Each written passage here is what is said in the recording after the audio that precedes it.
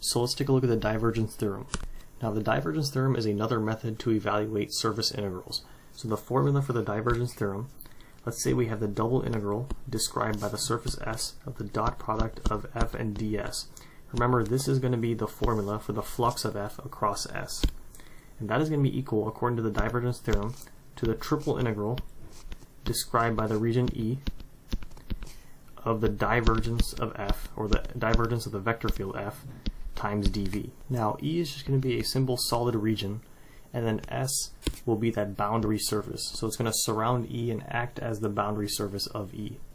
So for this next set of problems, let's go ahead and use the divergence theorem to calculate the surface integral. Once again, this is the same formula as the flux of the vector field f across S. And so for number one, we have f of x, y, z equals e to the x sine of y times I plus e to the x cosine y times j plus y times z squared times k. So it's giving us that S is going to be the surface of the box bounded by the planes x equals 0, x equals 1, y equals 0, y equals 1, z equals 0, and z equals 2. So right away it gives us our x bounds, our y bounds, and our z bounds. So once again, the formula for the divergence theorem is going to be the triple integral described by the region E of the divergence of f dv. So let's go ahead and just find the divergence of f. So remember, in order to calculate that, we need to take the dot product of del and f. So del's components, once again, is going to be the partial derivative with respect to x times I plus the partial derivative with respect to y times j plus the partial derivative with respect to z times k. And the vector field's components are right here, so let's go ahead and take the dot product. So once again, in the dot product, we're going to multiply similar components together. So let's go ahead and multiply the I components first. So when we multiply these, we can basically rewrite it as the partial derivative with respect to x of what we have for the vector field's I component as e to the x times sine of y. So the partial derivative with respect to x of e to the x sine of y is just going to remain as e to the x times sine of y. So now plus, we're going to multiply now the j components together. If I go ahead and erase that. So now we have the partial derivative with respect to y of e to the x cosine y. So derivative of cosine y is negative sine. So basically we have minus e to the x times sine of y. And then plus, we have the partial derivative with respect to z of y times z squared, which is going to be 2yz. So plus 2yz. Realize these two will cancel, and so for the divergence of f, we're left with 2y times z. So since that is a divergence of f, I can go ahead and put it underneath the triple integral, or inside the triple integral. So we have the triple integral of 2yz. So now we need to find our bounds of integration and realize it is already given to us. So we can basically put in any order. Let's just go ahead and put the x bounds first. So we'll put dx on the inside integral. Let's put the y bounds next, so dy on the middle integral. And then the z bounds go from 0 to 2, so dz is on the outside integral. So now let's go ahead and evaluate. So if I write the inside integral from 0 to 1 of 2yz, we're going to integrate with respect to x. So the integral is just going to be 2yz times x. Let's go ahead and evaluate from the x bounds of 0 to 1. So we get 2yz times, when I plug in 1 for x, we get 1, minus when I plug in 0 for x, I get 0. And then 1 times 2yz is going to be 2yz. Let's go ahead and evaluate the middle integral, this time from 0 to 1 with respect to y. So the integral of 2yz with respect to y is y squared times z. Let's evaluate from the y bounds of 0 to 1. So when I plug in, we get z times, when I plug in 1 for y, we get 1 squared, which is 1, minus, when I plug in 0 for y, we get 0. 1 times 1 minus 0 is 1, 1 times z is z. So now let's evaluate the outer, or the last integral, from 0 to 2 with respect to z this time. Integral of z with respect to z is 1/2 z squared. Let's go ahead and evaluate from the z bounds of 0 to 2. So we get 1/2 times, when I plug in 2 for z, we get 2 squared is 4, minus when I plug in 0 for z, I get 0. 4 minus 0 is 4, and 4 times 1/2 gives us the final answer of 2. So now for number 2, we have f of x, y, z equals 3xy squared times I plus x e to the z times j, and then plus z cubed times k, and S is going to be the surface of the solid bounded by the cylinder y squared plus z squared equals 1, and the planes x equals -1 and x equals 2. So once again, let's go ahead and first find the divergence of f. So for the divergence of f, we need to take the dot product of del and the vector field f. So once again, in order to take the dot product, we're going to multiply similar components. So first, we're going to take the partial derivative with respect to x of 3xy squared. that's just going to be equal to 3y squared, plus the partial derivative with respect to y of x times e to the z, which is going to be 0. And then finally, plus the partial derivative with respect to z of the k component of the vector field f, which is z cubed. That's going to be 3z squared.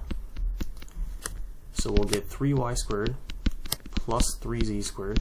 I'm going to go ahead and actually factor out the 3, so we get 3 times y squared plus z squared.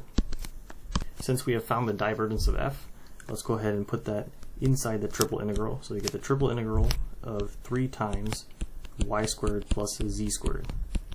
So now we need to find our bounds of integration. Now in order to find our bounds, we need to go ahead and graph the surface S. So right here, the surface S is bounded by the cylinder, y squared plus z squared equals 1, and the planes x equals -1 and x equals 2. So let's go ahead and first graph the cylinder. Now remember, for the equation of a cylinder, whichever variable is missing, that's going to be the axis of the cylinder. The x variable is missing, so the cylinder is going to be on the x-axis. So I go ahead and graph this out. We have the x, y, and z. So the cylinder is going to be on the x-axis. Or maybe I'll just draw with a different color here. So it's going to be on the x-axis. Since r squared is 1, then r, or the radius, will be also 1. We have 1 as the radius. Now we can immediately tell what our x bounds are because it's bounded by the planes x equals -1 and x equals 2. So let's just say this is x equals 2. If I extend this a little bit further, let's say that is x equals -1. So if I go ahead and write it out in an inequality here, x goes from, or the x bounds go from -1 to 2. So now we need to find our y and z bounds. Now in order to find y and z bounds, we need to look at a cross-section of at a cross-section of a cylinder that is flat on the yz plane, because that's basically going to be the base of the cylinder. So if I go ahead and take a cross-section of the cylinder, I'll use a different color, and if I go ahead and draw that out in the flat, this time it's not going to be an xy plane, but the base of the cylinder is facing towards the yz plane. So we're going to put it on the yz plane. Y is going to be sort of like the x-axis this time since it's horizontal, and z is going to act as the y-axis since it's vertical. And if we look at a cross-section of the cylinder flat on the yz plane, we're basically going to get a circle with the same radius as a cylinder of 1. Now since the region we're dealing with is a circle, and we are in triple integrals, we can't, remember, with double integrals you can use polar coordinates. So if we had double integrals we could have switched to polar coordinates, but now we're in triple integrals, so we can't use polar, but we do have a cylinder, so we can use cylindrical coordinates. So remember that cylindrical coordinates are in the form r, theta, z. Now the radius, or the r bounds, obviously go from 0 to 1, and the theta bounds is a complete circle, goes from 0 to 2 pi. Now the only thing we have left is to find the z bounds, but in this case we're not really looking for the z bounds. So if I go ahead and erase this circle here, we don't need that anymore. We already have the r bounds and theta bounds, so I'll move that up there. Now, if I go ahead and draw the cylinder with an equation, x squared plus y squared equals 1. So not y squared plus z squared, but x squared plus y squared. It's going to look something like this, where the z variable is missing from the equation, so the axis of the cylinder is the z-axis. In this case, we can use the conversions where x equals r cosine theta, obviously, y equals r sine theta, and z equals z. But realize, in the left picture and the right picture, the axis of the cylinder is different. On the left picture, we have the axis being the z-axis, and on the right picture, the axis is the x-axis. So what we can actually do here is switch the variable formulas, or switch the role of each variable. So in the picture on the right here, the x-axis will act as the z-axis in this case. The y-axis, as mentioned before, acts as the x-axis, since when we looked at the cross-section of the cylinder, a circle, the y-axis was horizontal, and the z-axis acts as the y-axis, since it's a vertical axis. So really, we're not looking for r, theta, z. We're actually looking for r, theta, x. And the reason why that is looking at the cylinder on the left here. Notice when we convert from rectangular to cylindrical coordinates, everything changes except for the z-coordinate. The z-coordinate remains the same because it's the axis of the cylinder. In the picture on the right, or the graph on the right, the axis of the cylinder is the x-axis, so everything changes except for the x-axis because the x-axis remains the same when converting from rectangular to cylindrical coordinates. So we can go ahead once again and say that the r bounds go from 0 to 1, theta bounds go from 0 to 2 pi, And since we're also using the x bounds go from -1 to 2. Now since we converted from rectangular to cylindrical coordinates, we also need to convert what's inside the triple integral to cylindrical coordinates as well. Now for y squared plus z squared, remember in this specific problem, y acted as the x-axis. So technically we're looking at x squared plus, and z acted as the y-axis. So we're looking at x squared plus y squared. X squared plus y squared is obviously r squared. We can go ahead and replace that with r squared. So go ahead and replace that with r squared. And remember, whenever we convert from rectangular to cylindrical and triple integrals, we have to multiply by the extra r variable. So really what we're looking at is the triple integral of 3 times r cubed.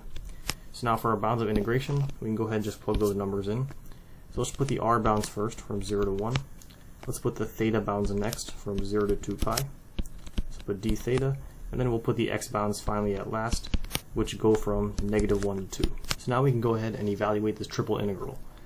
So we have the single integral here, first one, the inside one from 0 to 1 of 3r cubed dr. So the integral with respect to r is going to be 3 over 4 r to the 4th. Let's go ahead and evaluate from the r bounds of 0 to 1. So we get 3 over 4 times, when I plug in 1 for r, we'll get 1 to the 4th, which is 1, minus when I plug in 0, we get 0, so then we get 3/4. So now let's evaluate the middle integral, this time from 0 to 2 pi with respect to theta. So the integral of 3 over 4 with respect to theta is 3 over 4 theta. So we can evaluate that from the theta bounds of 0 to 2 pi. So we get 3 over 4 times, when I plug in 2 pi for theta, we get 2 pi, minus when I plug in 0 for theta, we get 0. 2 pi minus 0 is 2 pi. 2 pi times 3 over 4 is 6 pi over 4. We can simplify that down to 3 pi over 2.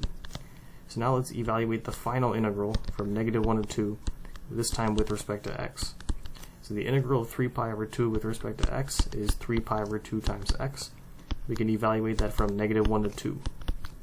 So we get 3 pi over 2 times, when I plug in 2 for x, we get 2, minus, when I plug in -1, we get -1, minus -1 means +1. So then 2 plus 1 is 3, 3 times 3 is 9. So the final answer is going to be 9 pi over 2. So now for number 3, we have f of x, y, z equals cosine of z plus x times y squared times I, plus x times e to the negative z times j, and then plus sine of y plus x squared z times k. And it's telling us that S is going to be the surface of the solid bounded by the paraboloid z equals x squared plus y squared, and the plane z equals 4. So once again, let's go ahead and first find the divergence of f. So we're going to take the dot product of del and f. So once again, we're going to take the partial derivative with respect to x of cosine of z plus xy squared, which is simply just going to be y squared, plus the partial derivative with respect to y of x e to the negative z, that's 0, plus the partial derivative with respect to z of x, or sine of y plus x squared z, which is just going to be x squared. So what we're left with is x squared plus y squared. So rewriting the triple integral, we have basically the triple integral of x squared plus y squared. Now let's go ahead and find our bounds of integration. So S is going to be the surface bounded by the paraboloid z equals x squared plus y squared, and the plane z equals 4.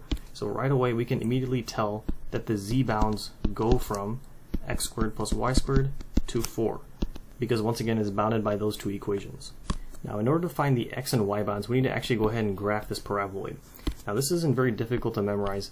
Just z equals, if it's just in the form of z equals x squared plus y squared, this exact form, it's going to look something like this, where we have a parabola in 3 dimensions, and the upper base of the parabola is a circle.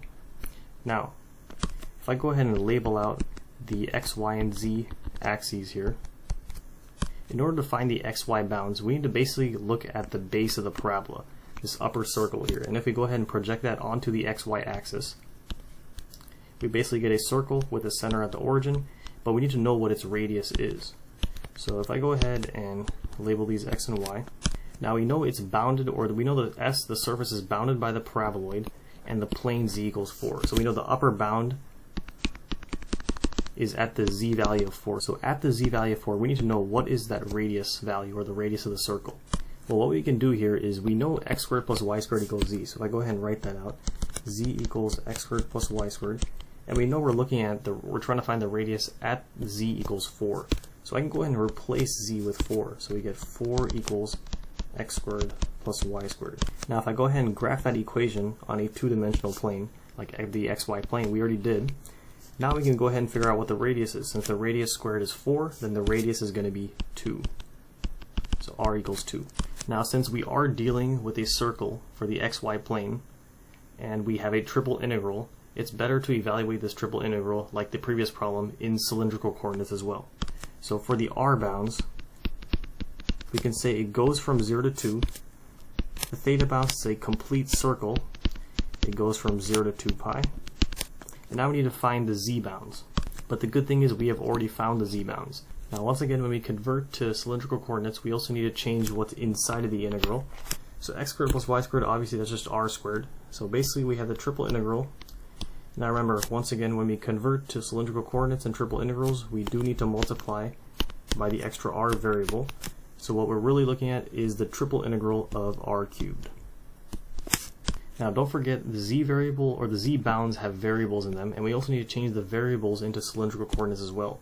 But this one's pretty easy. Obviously x squared plus y squared equals r squared. So we can say the z bounds go from r squared to 4. The r and theta bounds don't have variables, so we don't need to worry about those. Now finally, rewriting the triple integral, we have the triple integral of r cubed. Now since the z bound has a variable, we're going to go ahead and put its bounds in the inside integral. So we go from r squared to 4. We're going to first integrate with respect to z, so dz. Now we can just go ahead and put r bounds first, so from 0 to 2, and then theta bounds last, which go from 0 to 2 pi. So now we can go ahead and actually evaluate this integral. So if I go ahead and erase some of these things here. Okay, so now the inside integral, I'm going to go ahead and evaluate from r squared to 4 of r cubed with respect to z. So the integral of r cubed with respect to z is just going to be r cubed times z. Let's go ahead and evaluate from the z bounds of r squared to 4. So we get r cubed times, when I plug in 4 for z, we'll get 4, minus when I plug in r squared for z, we get r squared. So I can go ahead and distribute, and we'll get 4r cubed minus r to the 5th. So now we can evaluate the middle integral from 0 to 2 with respect to r. So the integral of 4r cubed with respect to r is going to be 4r to the 4th over 4, or r to the 4th, minus integral of r to the 5th is 1 over 5, or 1 over 6, r to the 6th. I'll go ahead and rewrite that. And now let's evaluate from the r bounds of 0 to 2. So when I plug in 2 for r, 2 to the 4th is 16, minus 2 to the 6th, which is 64, so 64 times 1/6 is 64 over 6, minus, when I plug in 0 for r, we'll just get 0 minus 0, so that will cancel. Now 64 over 6 can be simplified to 32 over 3, and then 16 can be rewritten. I'm going to combine those fractions together. We get 48 over 3. So then 48 over 3 minus 32 over 3 will give us 16 over 3. Go ahead and rewrite that up here. So now we can evaluate the final integral, or the outer integral, from 0 to 2 pi, this time with respect to theta. So integral 16 over 3 is, with respect to theta, is 16 over 3 times theta. Let's go ahead and evaluate from the theta bounds of 0 to 2 pi.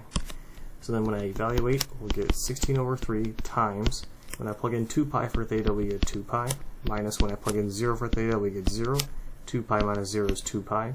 2 times 16 is 32, so the final answer is going to be 32 pi over 3.